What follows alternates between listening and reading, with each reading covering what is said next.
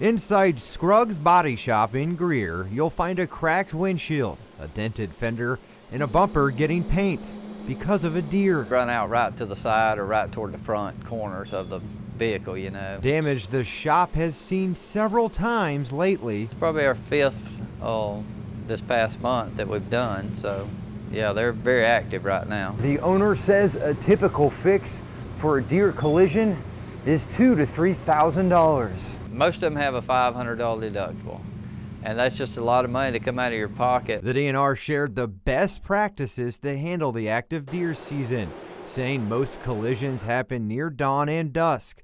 When the deer is far up the road, honk, flash headlights if there's no oncoming traffic, and reduce speed. Anticipate another deer nearby, and that it's best to hit the deer rather than swerve. Your car is a lot heavier than that deer, and you stand a better chance of not being seriously injured by just hitting it than possibly losing control. South Carolina also has these deer crossing signs up. The DNR says that marks a stretch of road where deer have been hit previously. In Greer, Nolan Blair, WYFF News 4. Police in Greer are investigating a deadly shooting outside a laundromat. It happened at the Speedwash laundromat on North Line Street around 6:30 last night. The coroner says 39-year-old Adam Vasquez died. If you have any information, you're asked to call Greer Police. The number is on your screen, 864-848-2151. South Carolina Law Enforcement Division has released its 2018 crime report. SLED says overall violent crimes and property crime fell last year, but the report says murders reached a 5-year high statewide. Congressman Jeff Duncan visited Lawrence District 55 High School today. He shadowed the school's principal. Duncan says he was interested in learning about the career training classes and how federal grants can support that education. It's important to learn how federal dollars flow through. We saw really out in the agriculture area some of the equipment that they were able to purchase, out in the automotive area, some of the technical skills they're learning and the equipment they need for that. A lot of that comes through federal grants. Coming up on WYFF News 4 at 6, Duncan weighs in on the impeachment inquiry. The House impeachment inquiry is on the mind of Senator Lindsey Graham today. He doesn't trust the process in the House, saying it's motivated by poor losers, says there's no due process attached to the proceedings. They're impeaching this man based on closed-door testimony that the public can't witness for themselves, and they're selectively leaking information to lower his standing with the public. And I think that is a danger to the presidency. Speaking to the local media at his Pendleton office this afternoon, Senator Graham called the impeachment investigation a duct tape political job that won't pass muster with most Americans. A new poll by the Associated Press shows that more Americans approve of the impeachment investigation than disapprove, but many believe that the process is motivated by politics. Lab results are clear, and Western North Carolina Ag Center can now once again run out the Davis Event Center. Health officials say Legionella bacteria was found in a water sample taken from the HVAC system at Davis. This was after more than 140 cases of Legionnaire's disease at the center during the Mountain State Fair. 4 people died. Health officials suspect a hot tub display was to blame. It is now illegal to smoke or vape in certain parts of downtown Anderson. The ban officially went into effect today.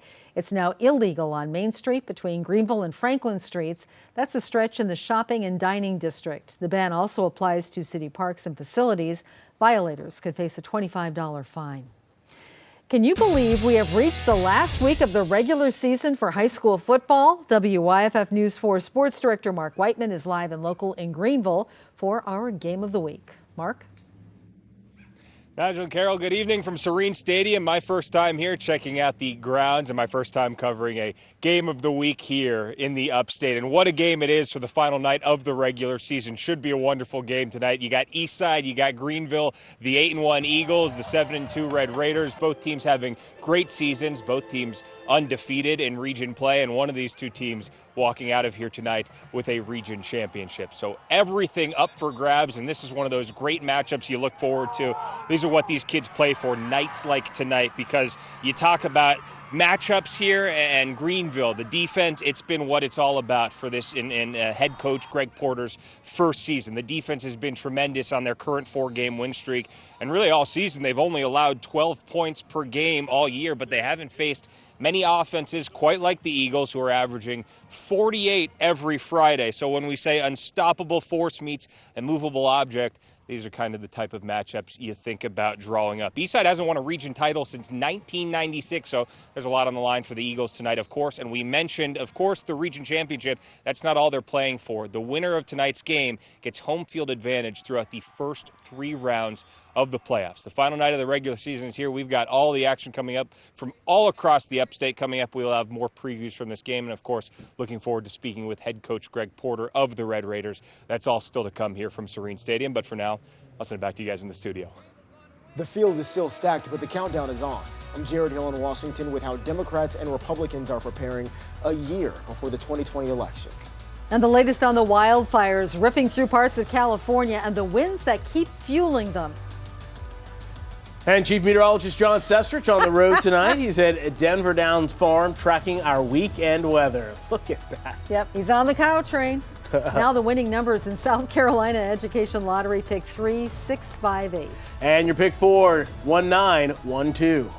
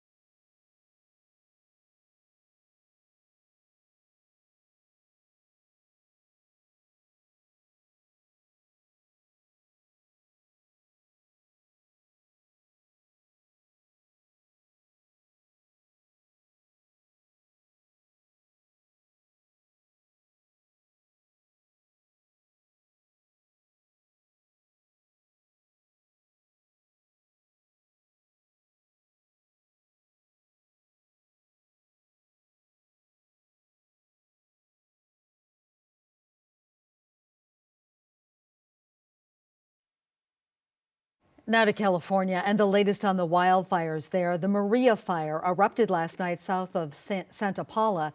This is time-lapse video. The fire already forced some evacuations.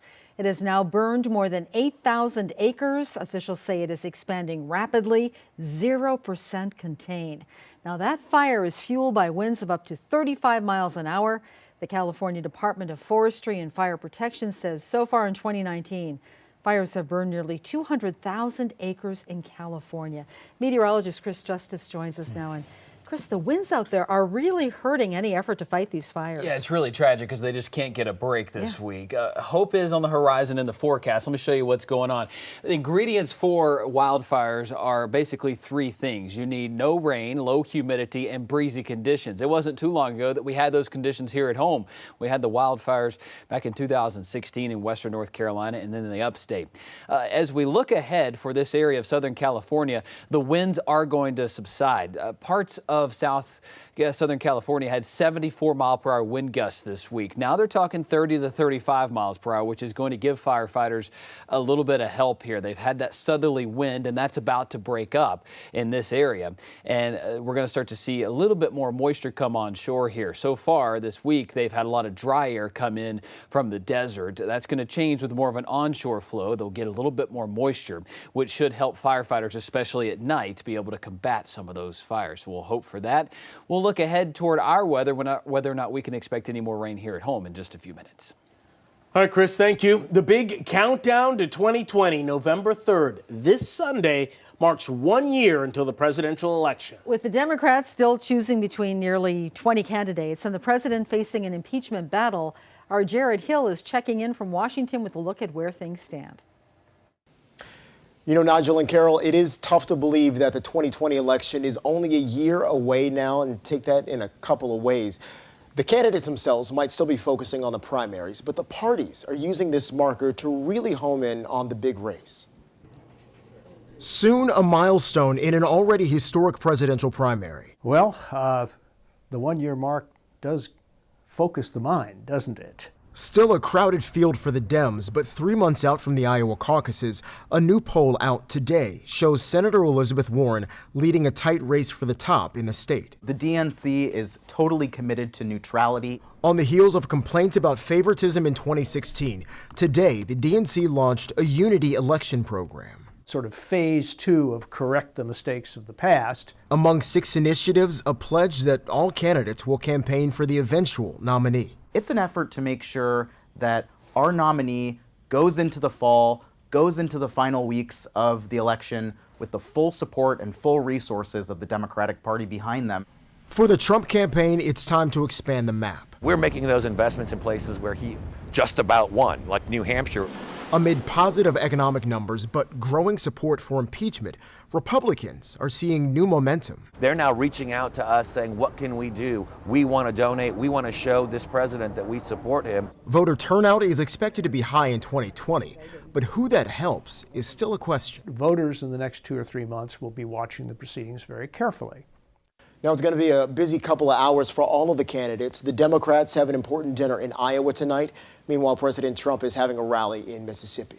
Reporting in Washington, I'm Jared Hill for WYFF News 4. And President Trump is also campaigning in Louisiana next week. After 11 days, Chicago Public School teachers and students were back in school today. Chicago Mayor Lori Lightfoot announced they will make up 5 of the days missed, and the city also agreed to hire 120 new employees.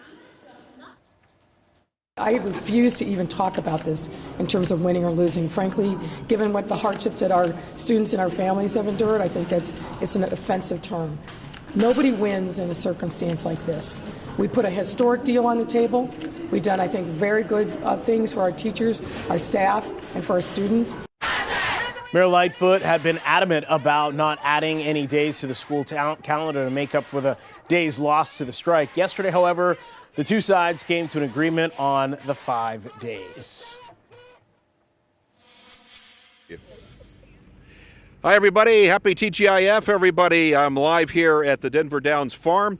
It's their fall festival. It's actually going to continue until November 17th, so you got a few weeks left still, 3 weekends officially to come on down. So many different farm activities going on, especially the one behind me, which I'll talk more about in just a second. They're open until 10 o'clock tonight, and on Friday, Saturday, and Sunday they have live entertainment too. They've got some great live entertainment. I've been here over the last 2 or 3 years. It's such a fun place for the family to come to. And of course, as I mentioned, this fall festival continues all the way through November 17th. So, looking pretty good. Looks like the cow train has stopped to pick up some more passengers. Catherine joins me right now. That was fun. That was John. Oh, yeah. But most of the time it's little kids enjoying the Caltrain. But we're glad that you jumped right in there and had fun, too. Well, you know, and I had a flashback, and Chris is back in the Weather Center. He'll know when I was up there with him at the Justice Orchard, a flashback where I was in their Caltrain, and I got stuck. I couldn't get out to do the weather with Chris, and I jumped out and I lost my boot.